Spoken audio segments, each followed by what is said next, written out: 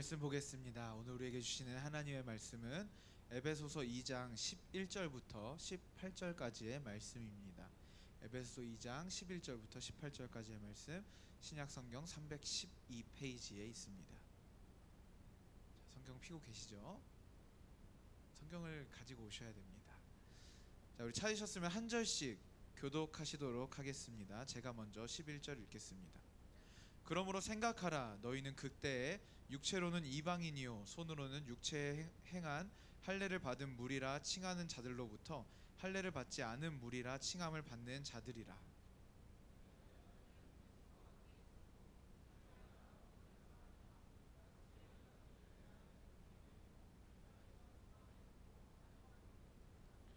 이제는 전에 멀리 있던 너희가 그리스도 예수 안에서 그리스도의 피로 가까워졌느니라.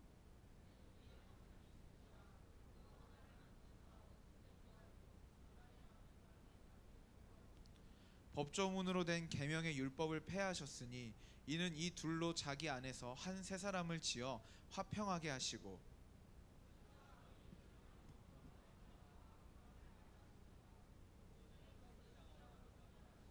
또 오셔서 먼 데 있는 너희에게 평안을 전하시고 가까운 데 있는 자들에게 평안을 전하셨으니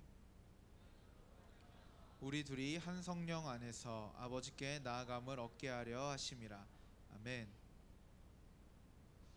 저희 어머니는 집에서 이렇게 놀리는 별명이 하나가 있는데요. 그게 뭐냐면은 손따로 발따로입니다. 혹시 여러분들 어머니들 중에서 그런 별명 있으신 분 없으시죠? 왜 손따로 발따로냐면요, 저희 어머니가 진짜 부지런한 분이십니다. 그래서 새벽 기도 때 일어나셔서 하루 종일 집안과 교회를 누비시면서 계속 뭔가 뽀시락뽀시락 계속 뭔가 하십니다. 그런데 어머니께서 반복적으로 하시는 실수가 있는데 그게 뭐냐면요, 문을 닫고 나오는데 아직 발이 다 안 나왔는데 문을 닫으세요. 그래갖고 하다가 이러시는 거 너무 많이 그러시는 거예요. 또 반대로 문을 열고 들어가는데 문이 아직 다 열리지 않았는데 발가락이 돌진합니다. 퍽! 그래가지고 저희가 이렇게 그걸 볼 때마다 어머니가 고통스러워 하실 때마다 엄마, 손이랑 발이랑 화해 좀 시켜주세요 라고 요청을 하곤 합니다.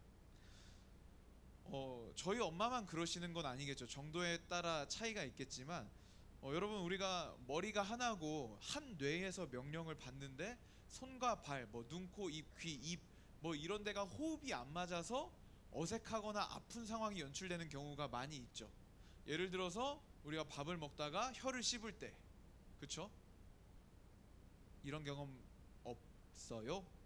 있죠? 네. 그리고 또 군대 가면은 형제들 제식이라는 걸 배워요. 그게 뭐냐면은 이제 걸음걸이 이렇게 옆으로 도는 거, 뒤로 도는 거 배우는데, 그 한국군은 어떻게 하냐면 왼발이 나갈 때 오른손이 나가야 됩니다. 이렇게 나가야 됩니다. 이렇게. 근데 이렇게 제식을 처음 배우면 꼭 한 명씩은 이렇게 같은 쪽 발이 이렇게 올라, 같은 쪽 발손이 그래갖고 되게 어색한 모습을 연출하는데 자기도 자기가 왜 그런지 모르는 상황들 굉장히 많이 겪습니다. 여러분, 이렇게 우리가 손과 발이 안 맞을 때, 머리는 하나고 내가 의도하는 바는 하나인데 우리의 눈, 코, 입, 귀, 이 손과 발이 다 서로 호흡이 안 맞을 때는 굉장히 우스꽝스러운 모습이 나타나기도 합니다. 한 몸에 붙어있는 이런 손과 발, 귀, 코 이런 거를 지체라고 불러요. 지체. 한자로는 팔다리 지자를 쓰고요, 몸체자를 씁니다. 지체. 성경은 여러분들 한 명 한 명이 한 몸의 지체다라고 이야기합니다. 에베소서 4장 15절 함께 보시겠습니다. 함께 읽어볼까요? 시작. 오직 사랑 안에서 참된 것을 하여 범사에 그에게까지 자랄지라. 그는 머리니 곧 그리스도라. 아멘. 성경적인 교회관은 그렇습니다. 예수 그리스도께서 교회의 머리이십니다. 그분은 교회의 주인이시고 교회는 그분의 말씀에 따라, 명령에 따라 움직인다라는 것입니다. 그리고 우리 각 사람은 그분의 몸을 구성하는 손과 발, 눈, 코, 입, 귀, 발가락, 손가락 이런 사람들인 거죠. 여러분, 그리스도께서 머리시고 우리가 각 몸을 구성하는 사람들이라면 이것에 대해서 굉장히 놀라운 점이 두 가지가 나타납니다. 먼저 첫 번째는요, 우리가 그리스도와 연합되었다라는 사실입니다. 그리스도와 연합되었다. 한 몸을 이루었다라는 겁니다. 우리가 주님을 믿을 때, 우리가 예수 그리스도를 구주로 영접할 때 성령의 능력으로 말미암아 우리의 소속이 흑암에서부터 하나님의 나라로 옮겨집니다. 이미.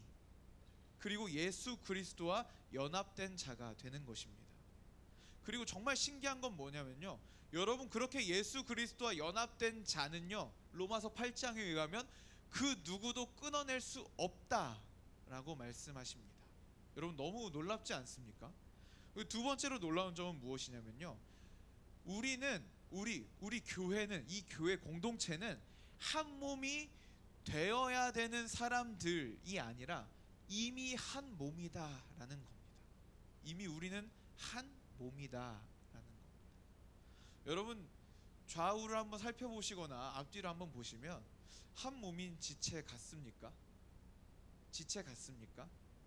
자, 저 사람이 아프면 나도 내일처럼 아프고, 저 사람이 행복하면 내가 배가 아픈 게 아니라 나도 저 사람이 행복하면 나도 똑같이 행복하고, 그게 바로 지체입니다. 저 사람이 연약하면 쟤는 왜 저래 라고 탓하는 것이 아니라 저 사람이 연약한 부분을 내가 메꿔줘야겠다라고 나서는 것이 지체입니다. 뭔가 성격적인 결함이 보이거나 관계적인 어려움들이 있을 때 내가 그곳에 들어가서 미랄이 되는 것이 바로 지체입니다. 그런데 사실 우리 고등부만 보더라도 서로가 서로를 한 몸이라고 인식하고 있는지는 조금 물음표가 있습니다. 우리 솔직히 말하면 친한 친구 몇 명을 제외하고는 서로 이름도 잘 모르는 경우가 많은 것 같아요. 이름을 그냥 모르기만 하면 양반이죠. 관계가 틀어져서 미워하고 원수같이 여기는 사이도 몇 명 있지 않을까 걱정이 됩니다. 아직은 큰 문제가 없었지만 괜히 꼴 보기 싫은 사람, 여러분들 혹시 있지 않습니까? 저는 있었습니다. 우리 교회에서 말고요. 여러분, 정말 그래도 여러분들이 한 몸 맞습니까? 한 지체라고 할 수 있을까요? 네, 맞습니다. 그럼에도 불구하고 우리는 한 몸이고 한 지체다라고 말하는 것입니다. 근데 문제는 뭡니까? 한 몸은 한 몸인데 한 몸다운 파워를 못 내는 거예요. 몸으로서 제 기능을 수행하지 못하는 겁니다. 그래서 우리는 더욱더 이미 하나지만 한 몸 되기를, 한 몸답게 되기를 계속해서 노력해야 하는 줄 믿습니다. 그것은 어떤 것일까요? 우리 고등부에 이상한 전염병이 돌고 있어요. 목발 전염병이라고 들어보셨어요? 아니, 뭐 애들이 계속 그냥 이놈이 목발을 이제 띄면 그 다음 놈이 목발을 짚고 오고, 이 사람이 목발을 띄면 그 다음 사람이 목발을 짚고, 이상한 전통이 지금 이어지고 있는데, 자 엄지원 어디 있어요? 자, 엄지원 저기 있는데 저 친구 목발 떼면 그 다음부터 아무도 목발 안 하는 거예요. 약속했어요. 목발 없어요. 이제 올해 고등부는 목발이 있다 없다? 없다. 네. 근데 괜히 목발 얘기를 꺼낸 게 아니라 발등에 뼈가 금이 가서 발이 기능을 못해요. 제 기능 걸을 수가 없어요. 여러분, 그러면 한 몸이라면 어떻게 해야 됩니까? 너 왜 이렇게 연약해? 너 왜 망가졌어? 너 쓸모없네? 이게 한 몸이에요? 아니죠. 그때는 어떻게 해야 돼요? 팔과 손이 목발을 집어줌으로써 제 기능을 하지 못하는 발을 커버해 주는 겁니다. 여러분, 그게 한 몸인 줄 믿습니다. 여러분, 우리 공동체가 그렇게 서로가 서로의 부족한 부분, 연약한 부분을 보고 이러는 공동체가 아니라, 쟤는 저런 부분이 연약하구나. 그렇다면 나는 그 부분을 내가 어떻게 커버해 줄 수 있을까를 고민하는 여러분들 한 명 한 명이 되기를 진심으로 축복합니다. 오늘 우리가 읽은 에베소서는요, 바울이 로마 감옥에 투옥되어 있을 때 쓴 에베소 지역에 보내는 편지입니다. 당시 에베소는 어떤 도시였냐면 로마 제국에서 네 번째로 큰 도시였습니다. 특징은 뭐였냐면 항구 도시였어요. 그래서 해외 무역이 굉장히 활발한 도시였습니다. 그래서 오고 가는 사람들이 많고 항구 도시의 특징인 만큼 정말로 부가 많이 축적된 도시였습니다. 그것도 모자라서 그곳에는 로마의 대표적인 우상인 아데미 여신의 신전이 있었습니다. 아데미 여신의 신점의 체인점은 여러 군데 있는데 본점이 에베소에 있었어요. 본점이. 대박. 그쵸? 얼마나 사람이 많이 왔겠어요? 사람이 바글바글 했을 겁니다. 그래서 순례객들까지 합쳐가지고 에베소 지역은 정말 많은 사람들이 왕래하는 그런 지역이었습니다. 그렇다 보니까 자연스럽게 에베소 교회는 구성하고 있는 민족이 다양했다, 단순했다? 다양했다. 그리고 빈부격차가 심했을까요, 안 심했을까요? 심했겠죠. 원래 무역이 발달한 곳은 빈부격차가 심합니다. 그래서 그 교회가 딱 봐도 하나 되기에 쉬울 것 같아요, 어려울 것 같아요? 어렵죠. 많은 갈등이 있었을 거예요. 그런데 그 갈등 중에 제일 심한 갈등은 뭐였냐면 유대인들과 이방인들의 갈등이었습니다. 여러분, 유대인들은 어떤 사람들이냐면 이미 율법이라는 것이, 율법의 규칙, 절기, 할례 이런 것들이 이미 종교를 뛰어넘어서 자신들의 문화요, 라이프 스타일이 돼버린 사람들이 바로 유대인들입니다. 근데 그런 유대인들이 보기에 하나님을 믿는다고는 하는데 할례도 받지 않고 절기도 안 지키고, 그리고 막 부정한 음식, 뭐 정결한 음식 그런 거 상관없이 아무거나 다 먹어대는 이방인들이 눈에 곱게 보였을까요? 아니겠죠. 저걸 먹는다고? 이미 먹는 거부터 완전히 막 충격인 거예요. 유대인들 눈에는 이방인들이 곱게 보일 리가 없습니다. 그러면서도 니들이 하나님을 믿는다고? 라는 질문을 계속해서 할 수밖에 없는 상황이었습니다. 저는 유대인들도 충분히 이해가 됩니다. 근데 여러분, 이방인들 입장에서 생각해 봅시다. 이방인들이 바울에게 복음을 들었을 때 어떻게 하면 하나님의 자녀가 된다고 들었을까요? 할례를 받으면? 율법을 잘 지키면? 절기를 지키면? 아니잖아요. 오직 믿음으로, 예수 그리스도를 믿음으로 하나님의 자녀가 되는 권세를 받는다라고 배워서 그 말씀을 믿고 받아들여서 교회로 들어왔습니다. 그런데 교회 들어왔더니 오리지널이라고 말하는 그 유대인들이 하는 말은 뭐예요? 너네 왜 절기 안 지켜? 그러니까 유대인들이 불편해요, 안 불편해요? 너무너무 불편한 겁니다. 이렇게 이방인과 유대인의 갈등이 에베소 교회에 전체적으로 일어나고 있었고요. 근데 사실 사도들의 편지를 보면, 서신서들을 보면요, 이방인과 유대인들의 그런 갈등은 거의 모든 교회에서 존재하고 있었다라고 봐도 과언이 아닙니다. 그렇게 유대인과 이방인들이 함께 공존하는 교회, 밥 먹는 것부터 생활 방식, 사고 방식까지 다 다른 사람들이 구성원으로 있는 그 교회, 갈등이 있을 수밖에 없고 분당이나 나눠짐이나 패거리가 형성될 수밖에 없는 그런 에베소 교회에게 바울은 오늘 교회의 하나됨을 알려주기 위하여서 본문을 기록하고 있는 것입니다. 지금부터 본문을 찬찬히 살펴볼 건데 여러분들 집중해 주시기 바랍니다. 네, 먼저 2장 1절부터 10절까지는 어떤 내용이 나오냐면 우리가 어떻게 구원을 받았는가를 굉장히 자세하게 그리고 격양된 어조로 설명합니다.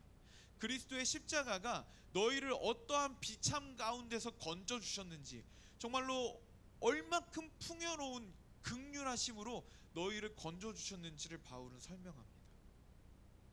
그 놀라운 구원의 일이 개인의 영역에서 어떻게 일어나는지를 설명하는 게 오늘 본문 바로 앞에 있는 2장 1절부터 10절까지의 말씀입니다. 오늘 우리가 읽은 본문은요, 십자가가 우리에게 어떤 능력으로 역사하였는지, 우리 개인의 영적인 문제보다 좀 더 넓은 관점에서 개인의 영혼이 구원될 때 동시에 공동체에는 어떠한 일이 일어났는지를 설명해 주고 있습니다. 자, 11절 12절 함께 보겠습니다. 11절 띄워주세요. 함께 읽어보겠습니다. 그러므로 생각하라. 너희는 그때의 육체로는 이방인이요 손으로 육체에 행한 할례를 받은 무리라 칭하는 자들로부터 할례를 받지 않은 무리라 칭함을 받는 자들이라.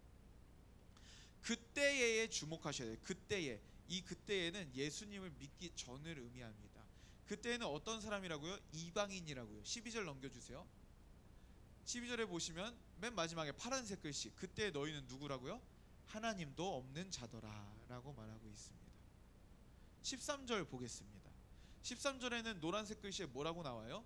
이제는은 언제일까요? 그때가 믿기 전이면 이제는 뭐예요? 믿고 난 후에. 믿고 난 후에는 어떤 일이 일어났다고 합니까? 파란색 글씨, 그리스도의 피로 가까워졌느니라 라고 말하고 있습니다. 14절 보시면요, 예수님께서 노란색 글씨, 중간에 막힌 담을 자기 육체로 허셨다라고 말합니다. 그리스도의 피로 가까워졌는데 그 방식이 뭐냐? 예수 그리스도께서 자기 육체로 중간에 막힌 담을 다 헐어버리셨다라고 라고 이야기하는 겁니다. 15절 띄워주십시오. 15절에는 또 뭐라고 말합니까? 노란 글씨, 법조문으로 된 계명의 율법을 폐하셨으니. 여러분, 유대인과 이방인들의 하나됨의 가장 큰 걸림돌이 뭐였다고요? 율법의 행위. 근데 그걸 어떻게 하셨다고요? 폐하셨다. 그 목적이 뭡니까? 파란색. 이 둘로 자기 안에서 한 세 사람을 지어 화평하게 하셨다라고 말합니다. 16절 그 결과가 나옵니다. 십자가로 이 둘을 한 몸으로 하나님과 화목하게 하려 하심이라. 이것이 바로 그 결과입니다. 그 다음 PPT 넘겨주세요. 이게 그때의 상태입니다. 보세요. 하나님과의 막힌담이 있고 이방인과 유대인 사이에도 막힌담이 있습니다. 그렇죠? 보이시죠? 빨간색 글씨 막힌담입니다. 넘을 수 없는 막힌담입니다. 이게 그때예요. 근데 이제는 어떻게 됐을까요? 이제는 띄워주세요. 예수 그리스도께서 십자가에서 자기 육체를 찢으심으로 말미암아 이방인과 유대인들을 하나 되게 하셨고 하나님과 화목하게 하셨다. 이게 바로 십자가가 우리 공동체 가운데 행하신 일입니다. 그래서 뭐라 그래요? 그리스도 안에서 이방인과 유대인을 그리스도 안으로 다 품으셔서 그 둘을 한 세 사람으로 원 뉴 맨으로 만드셨다라는 것이 바로 예수 그리스도께서 하신 일이라는 거예요. 그러니까 이제는 더 이상 너 나 이방인 유대인 구분이 아니라 그리스도 안에서 다 한 하나님의 백성이 되었다라는 겁니다. 그것도 모자라서 하나님과도 완전히 화목하게 된 그런 백성이 되었다라는 것입니다. 즉 우리가 읽은 본문은요 어떻게 정리할 수가 있냐면, 여러분 십자가는 여러분들을 영혼의 죄에서 사망에서 건져 주셨습니다. 그러나 그것이 전부가 아닙니다. 십자가는 여러분들의 영혼을 구원하여 하나님과 화목하게 하심과 동시에 그리스도를 믿는 모든 자들을 한 몸이 되게 하셨습니다 라는 것이 오늘 본문의 외침입니다. 여러분 이 사실을 믿으십니까? 즉 교회의 하나됨은 우리가 선택할 수 있는 문제가 아니라는 거예요. 이미 우리가 그리스도의 피로 구원을 받았다고 고백할 때 우리는 이방인이든 유대인이든 한국인이든 중국인이든 일본인이든 누구든지 관계없이 다 그리스도 안에서 이미 한 몸, 한 교회로 부르심을 받았다라는 겁니다. 그리고 서두에서 말했다시피 그 그리스도, 머리 대신 그리스도로부터 우리를 끊어낼 자가 아무도 없기 때문에, 자, 한 번 더 옆 사람 봅니다. 옆 사람 한번 보시고, 옆에 있는 사람이 마음에 아무리 들지 않아도 그 마음 이해합니다. 앞에서 보는 저는 어떻겠어요? 마음에 들지 않아도 그래도 여러분들은 어쨌든 한 몸을 이루고 살아야 한다. 그럴 수밖에 없는 운명이다 라는 것을 오늘 본문이 말하고 있는 것입니다. 이 사실을 들은 에베소 성도들은 조금 반론을 했을지도 모르겠어요. 잠깐만요, 바울 선생님, 한 몸이라고 하기에는 우리는 다른 것이 너무나 많습니다. 언어도 다르고요, 생활 습관도 다릅니다. 먹는 것도 다르고요, 먹는 방식도 다릅니다. 근데 어떻게 우리가 한 몸이라고 아무리 믿으라고 해도 믿을 수가 있겠습니까? 라고 반론했을지도 모르겠어요. 그래서 바울은 그 다음에 마치 아닙니다, 여러분들 사실은 다른 것보다 여러분들에게는 같은 것이 훨씬 더 많습니다 라고 말하듯이 이렇게 기록하고 있습니다. 넘겨주세요. 다음 PPT. 자, 첫 번째로 뭐가 같냐? 같은 성령을 받았다 라고 말합니다. 밑에 읽어볼까요? 시작. 이는 그로 말미암아 우리 둘이 한 성령 안에서 아버지께 나아감을 얻게 하려 하심이라. 이방인이든 유대인이든 그 안에 계시는 예수 그리스도를 주라 고백할 때 이미 우리 안에 계심이 증명된 그 성령께서 같은 분이시라는 거예요. 두 번째, 또 뭐가 같으냐? 넘겨주세요. 읽어보겠습니다. 같은 국적. 19절 한번 읽어보겠습니다. 시작. 그러므로 이제부터 너희는 외인도 아니요 나그네도 아니요 오직 성도들과 동일한 시민이요 하나님의 권속이라. 다르지 않다. 너희는 같은 백성이다. 하나님의 백성이고 하나님의 나라의 백성이다. 국적이 같음을 또 이야기해주고 있습니다. 자, 세 번째 넘겨주십시오. 세 번째는 너희는 같은 건물이다 라고 소개하고 있습니다. 자, 건물에서 중요한 것들이 나옵니다. 너희는 사도들과 선지자들의 터 위에 세우심을 받았다. 건물의 기초가 중요하죠. 기초. 근데 그 기초가 뭐래요? 사도들과 선지자들의 터라고 말합니다. 여기서 사도들과 선지자들이 왜 나오냐면요, 선지자들은 구약을 의미하고 사도들은 신약을 의미해요. 한마디로 무슨 말이냐, 구약과 신약, 그러니까 같은 믿음의 기초 위에 서 있다라는 거예요. 그리고 또 같은 것이 하나 더 있습니다. 예수 그리스도께서 친히 뭐가 되셨다고 나옵니까? 모퉁이 돌이 되셨다라고 말합니다. 모퉁이 돌은요, 건물과 건물의 벽을 연결해 주는 돌이에요. 제일 중요하고 제일 튼튼한 돌을 써야 됩니다. 그러니까 너희는 모퉁이 돌이 예수 그리스도로 같다라고 말합니다. 그리고 마지막으로 22절에 너희도 성령 안에서 하나님이 거하실 처소가 되기 위하여 그리스도 예수 안에서 어떻게 한다고요? 함께 지어져 가느니라. 아멘. 여러분, 이게 공동체를 보는 시선이 되어야 합니다. 먼저 함께 지어졌다라고 합니까? 지어져 간다라고 합니까? 가느니라. 여러분, 이게 우리에게 참 소망이 있어요. 옆 사람과 이렇게 한번 고백해 보겠습니다. 공사 중입니다. 통행에 불편을 드려 죄송합니다. 자, 이번에 자기를 가리키면서 공사 중입니다. 통행에 불편을 드려 죄송합니다. 얼굴 가리키시면 안 돼요. 네, 얼굴 가리키시면 안 되고 자기 이렇게 가리키시면서. 네. 무슨 말이냐면요, 여러분, 우리는 한 몸인데, 이미 한 몸인데 한 몸으로 지어져 가고 있다는 거예요. 무슨 말입니까? 점점 더 한 몸답게 되기 위하여서 우리가 다듬어지고 있다라는 거예요. 어떤 돌은 별표고 어떤 돌은 세모고 어떤 돌은 동그랍니다. 그걸로 어떻게 집을 짓습니까? 그래서 다듬고 있습니다. 같은 돌로. 우리가 같은 집을 만들 수 있는 돌로 서로 만들어지고 있는 겁니다. 여러분, 그렇게 돌이 깎여 나가고 공사를 하고 있을 때, 여러분 아까 고백했지만 지나다닐 때 불편합니까? 안 불편합니까? 불편합니다. 옆 지체가 연약한 부분이 보이죠? 그게 바로 그 불편함이에요. 그럴 때 여러분 어떻게 하라고요?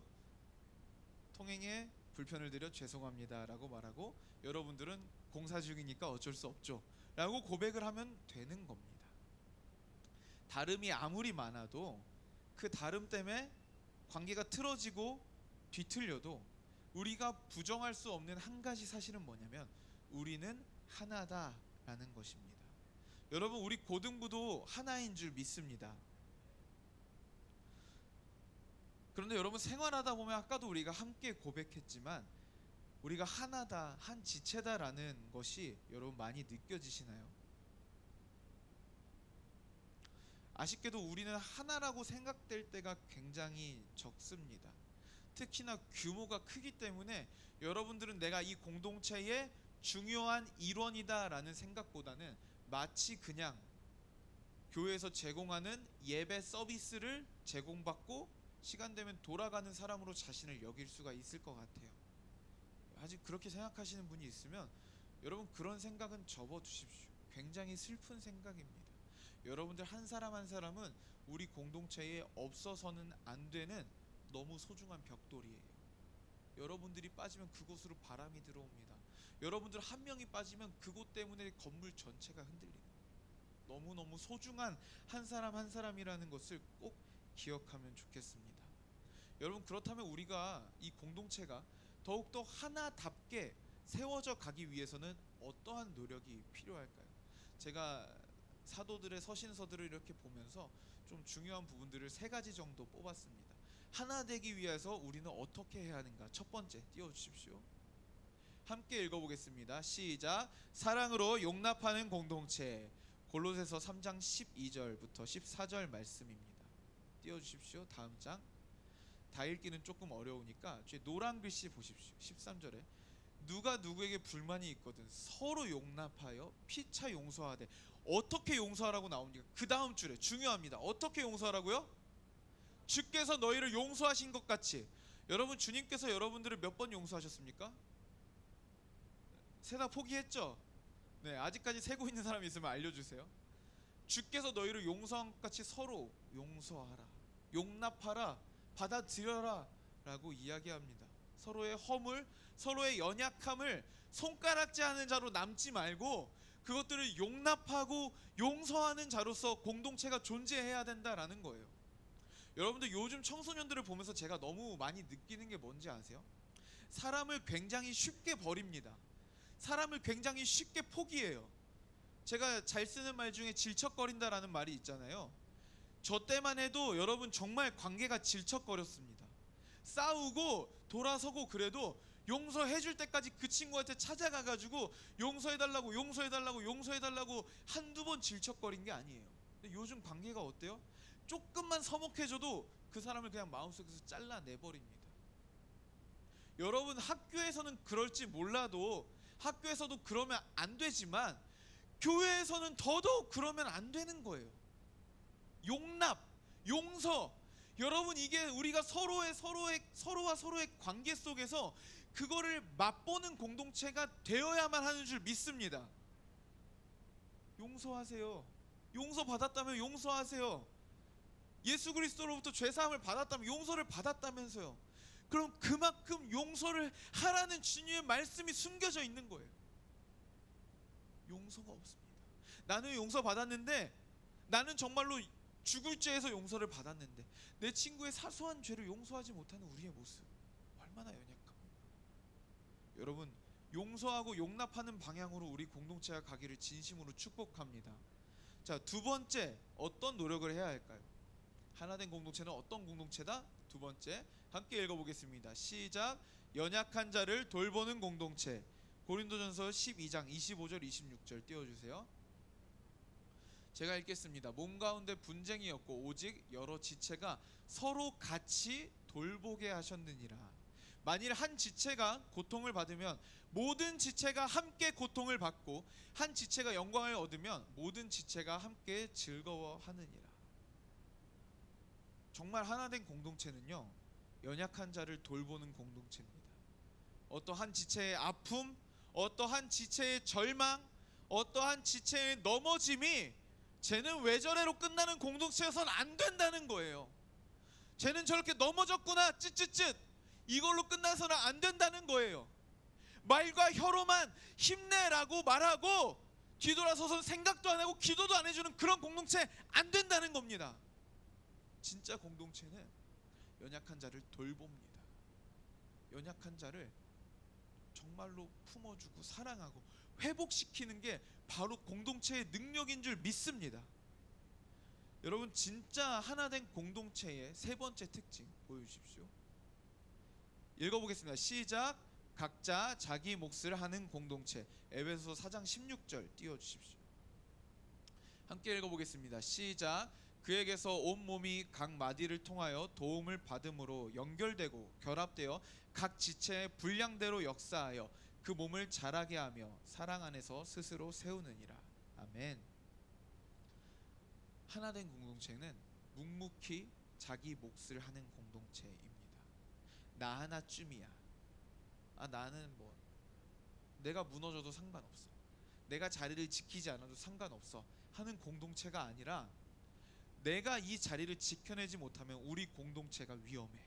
내가 이 역할을 감당해내지 않으면 우리 공동체가 힘이 빠질 거야. 내가 이 역할을 감당하지 못하면 내 공동체의 누군가가 더 힘들어질 거야 라는 마음으로 자기의 역할을 묵묵히 감당해내는 그런 지체들이 모인 공동체. 여러분 얼마나 아름답습니까? 여러분 모두 다 예배팀을 하라는 게 아니에요.